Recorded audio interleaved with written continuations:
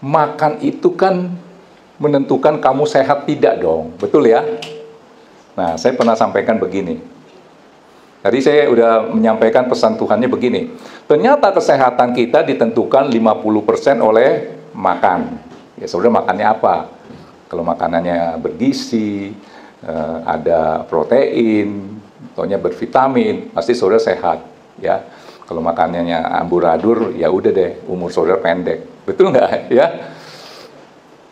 Dan 50% kesehatan seseorang ditentukan oleh pikiran. Nah, kalau bicara makanan, ini survei mengatakan begini, makanan terakhir sebelum engkau tidur menentukan sehat tidaknya seseorang. Saudara percaya itu enggak? Ada yang setengah jam sebelum tidur dia makan mie instan. Coba saudara lakukan itu dalam sebulan. Saya mau lihat orang itu jadi apa. Nih, perhatikan nih.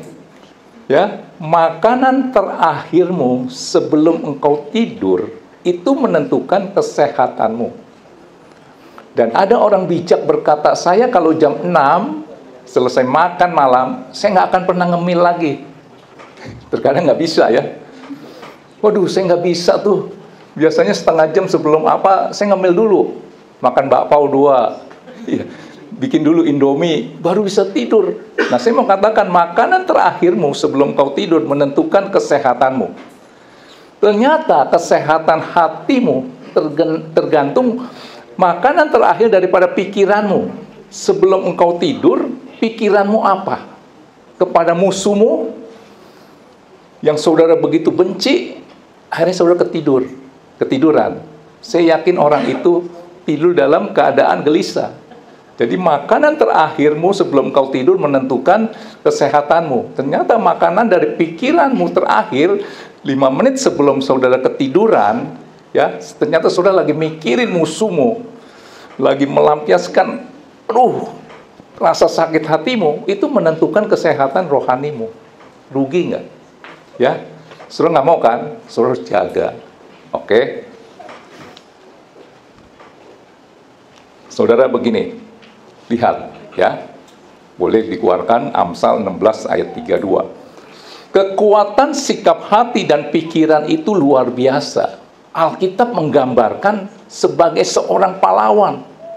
Bisa merebut kota. Kalau saudara bisa mengendalikan hati dan pikiranmu. Saudara lihat ini. Ini satu gambaran kekuatan daripada ketika engkau bisa mengendalikan pikiranmu, menjaga hatimu dengan segala kewaspadaan, akan muncul satu kekuatan yang saudara bisa disebut pahlawan dan saudara bisa merebut kota. Baca ini ya. Orang yang sabar melebihi seorang pahlawan. Pahlawan kan nggak mungkin loyo, pasti gagah perkasa. Orang yang menguasai dirinya diibaratkan melebihi orang yang merebut kota. Saudara bisa bayangkan kalau mau merebut kota itu perlu apa? Strategi yang bagus, pasukannya mungkin ribuan. Betul nggak? Ya, ternyata dengan hanya bisa menguasai diri sendiri, dikatakan melebihi orang yang merebut kota. Saudara mau jadi pahlawan kan nggak begitu aja, perlu proses yang panjang. Sehingga nama saudara kalau sebagai pahlawan nasional bisa diabadikan di jalan utama apa gitu ya. Betul nggak? Perlu proses. Ternyata orang yang sabar melebihi seorang pahlawan. Kata-kata melebihi, lebih dari pahlawan, lebih dari orang merebut kota. Saudara baca ini, timbullah satu hasrat 2024 yang harus saya jaga adalah hati saya. Bukan anakmu, bukan rumahmu, bukan hartamu. Tangkap ini ya. Oke. Jadi saudara, betapa pentingnya hati itu ibarat komputer. Yang penting itu apa? Prosesornya kan. Dia yang mengelola data. Dimasukin, dia keluarin, diolah datanya, keluarlah seperti ini. Isi worship. Ya. Hati itu seperti itu. Ibarat apa? Prosesor di dalam komputer. Saudara kalau lihat komputernya bisa lemot atau handphone saudara bisa lemot, itu karena apa? Banyak sampah dan virus mengganggu kerja komputer, betul nggak? Coba handphone saudara ada aplikasi yang gambarnya sapu nggak? Namanya Clean ya.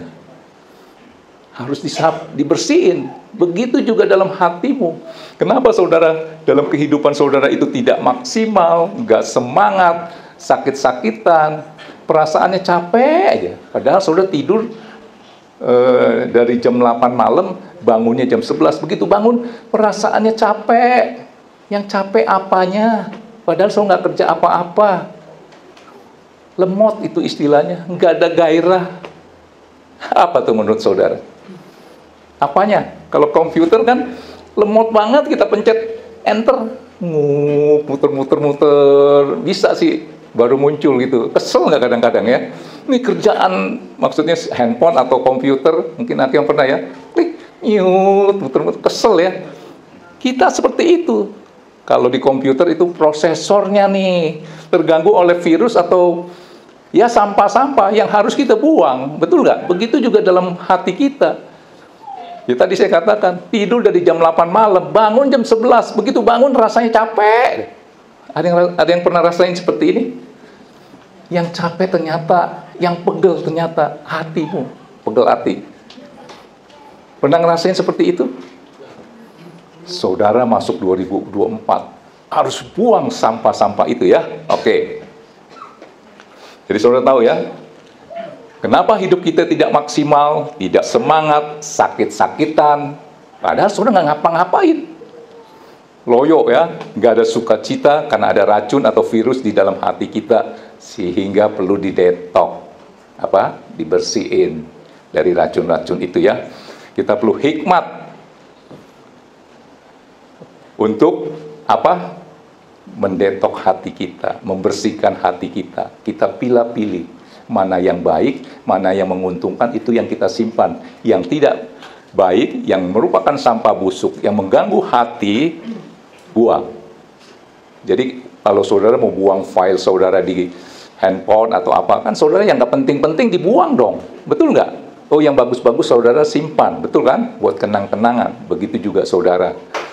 Apa-apa yang perlu saudara simpan, yang tidak perlu, yang merupakan racun, saudara buang. Saudara perlu hikmat, ya. Nah, ternyata hikmat yaitu firman, dia dapat bekerja di hati yang lapang, bersih dari racun-racun loh ternyata. Jadi selama hati kita belum bersih, hikmat itu bekerja tidak maksimal. Dan saya baca kemarin di Amsal 8, hikmat itu berkata begini, aku itu benci dengan kesombongan. Hikmat berkata seperti itu. Jadi orang sombong itu membuat si hikmat itu susah bekerja. Ya, tangkap ini. Hikmat atau pola pikir ternyata bisa menyembuhkan kita loh dari sakit. Coba kita keluarkan. Amsal 4 ayat 21 sampai 23. Judulnya apa? Amsal 4 ayat 21. Pak Prianto, itu judul depannya apa? Amsal 4. Depannya, paling atas. Amsal 4. Rahasia mencari hikmat. Sekarang kita baca ayat 21.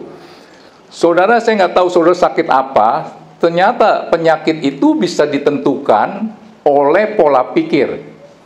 Bahasa kerennya penyakit psikosomatik. Penyakit disebabkan oleh pikiran, hati yang terluka. Ya, banyak orang yang sakit kanker ketika kita besuk. Kenapa bisa sakit kanker? Bu, kenapa? Gak tahu. Saya padahal udah makan yang sehat-sehat, saya olahraga. Terus, iya, kenapa saya bisa kena sakit kanker gitu ya? Selidik punya selidik, dia punya kebencian, kepahitan dengan mertuanya. Itu menimbulkan penyakit. Saudara percaya itu enggak? Ya, penyakit disebabkan oleh pola pikir, cara pikir, hati yang terluka. Makanya saudara harus buang racun itu. Karena orang yang stres, depresi, sakit hati, itu akan mengeluarkan zat yang namanya kortisol. Zat kortisol itu akan merusak jaringan tubuh saudara. Tangkap ini ya. Memacu adrenalin. Makanya kalau saudara dipotong di jalanan gitu ya, kan emosi saudara meledak. Jantung saudara langsung dak. Padahal saudara belum lari. naik tangga sampai ke lantai 4 kan. Saat itu juga duk. Napas juga susah ya. Pernah ngadepin gitu? Udah apalagi men, potong sana, potong sini, potong sana. Jantung saudara duk. Padahal saudara nggak lari, cuman pegang setir doang. Apa yang memacu jantungmu? Tiba-tiba dakduk. Emosi saudara, itu pikiran ya. Nah, saudara lihat, ternyata hikmat itu bisa menyembuhkan. Kita baca ya. Janganlah semuanya hikmat itu menjauh dari matamu. Simpan itu di dalam lubuk hatimu. Si hikmat ini, ayat 22. Karena itulah yang menjadi kehidupan bagi mereka yang mendapatkannya dan kesembuhan bagi seluruh tubuh mereka yang memegang hikmat itu. Hikmat bisa menyembuhkan penyakitmu. Terus, jagalah hatimu dengan segala kewaspadaan, karena dari situlah terpancar kehidupanmu. Sudah nangkap ini ya? Oke. Jadi, hikmat itu dapat menyembuhkan. Pola pikirmu yang selalu positif pasti akan menyembuhkanmu. Mungkin saudara pernah dengar cerita yang seorang ibu yang datang bersama sopirnya berkunjung ke pemakaman. Di gerbang pemakaman dia didatangi oleh maksudnya begini ya, singkat karena saya pernah cerita. Suatu hari di gerbang pemakaman didatangi sebuah mobil mewah, turunlah sopir berkata kepada si penjaga, "Pak, tolong masuk ke mobil." Ternyata di mobil itu ada seorang wanita yang dalam keadaan sekarat. Saudara pernah dengar cerita ini ya? Dalam keadaan sekarat karena sakit. Nah, ketika si penjaga itu melihat si ibu yang sakit dalam keadaan sekarat, dia langsung minta maaf. "Maaf Nyonya, selama ini Nyonya memberikan saya uang untuk memberi bunga. Uang itu memang saya belikan bunga, tapi saya tidak taruh bunga itu di atas makam anak ibu. Tolong dimaafkan." Ya, karena saya berpikir, kata si penjaga pemakaman, orang mati buat apa dikasih bunga? Uang itu memang saya beli bunga, tapi bunga itu saya berikan kepada orang yang hidup, yaitu ke panti jompo, panti asuhan. Maafkan saya ya Nyonya. Si ibu itu hanya terdiam. Kenapa dia jadi sakit? Dia kecewa, mungkin sama Tuhan, karena anaknya meninggal karena kecelakaan. Jadi dia udah pesen sama si penjaganya, tolong beliin bunga tiap hari, ditaburkan, ditaruh bunga itu di atas permakaman anaknya. Tapi si Pak tua ini tidak melakukan pesannya, malah dikasih ke orang-orang yang hidup. Akhirnya si ibu yang dalam keadaan sekarat itu bersama sopirnya meninggalkan permakaman itu. Si bapak itu merasa bersalah, tidak melakukan pesan si ibu ini. Saudara pernah dengar cerita ini? Saudara tahu apa yang terjadi? 9 bulan kemudian, datanglah mobil mewah, turun seorang wanita yang begitu anggun, menghampiri pos penjagaan daripada permakaman itu. Pak tua itu kaget, lihat si ibu yang 9 bulan yang lalu itu dalam keadaan sakit, sekarang dia dalam keadaan sehat. "Pak tua, saya kemari cuma mau mengucapkan terima kasih, puji Tuhan. Sejak Bapak mengatakan bahwa orang hiduplah yang membutuhkan bunga, bukan orang mati. Apa yang Pak tua lakukan, saya lakukan. Karena saya tahu hidup saya hanya tinggal 1 tahun lagi. Saya mau hidup saya berarti. Jadi setiap seminggu 2 kali saya akan berkunjung ke panti jompo, panti asuhan, dan saya membawa bunga dan bingkisan dan lain-lain supaya mereka bahagia. Dan ketika aku melihat mereka bahagia mereka itu bisa terjadi kepada saya 2 kali lipat. Dan ketika saya melakukan itu terus-menerus, kok saya merasa badan saya kok jadi enak, lebih semangat lagi melakukan. Ya berbagi itu. Akhirnya saya pergi ke dokter, cek kenapa kok badan saya enak. Saudara tahu ketika dicek oleh dokter, penyakitnya hilang. Oleh kenapa? Hatinya penuh sukacita orang lain itu selalu berbalik ke dia 2 kali lipat. Ini cerita. Saya udah sampaikan di sini. Saudara pernah dengar ya? Jadi itu yang tadi, balikin ayat 22. Nih. Karena itulah yang menjadi kehidupan bagi mereka yang mendapatkannya. Apa? Mendapatkannya hikmat dan kesembuhan bagi seluruh tubuh mereka. Saudara yang sehat, jaga kesehatan, makanan yang bergizi, vitamin, hatimu benci, sakit loh. Percaya nggak? Kan rugi. Tangkap ini ya.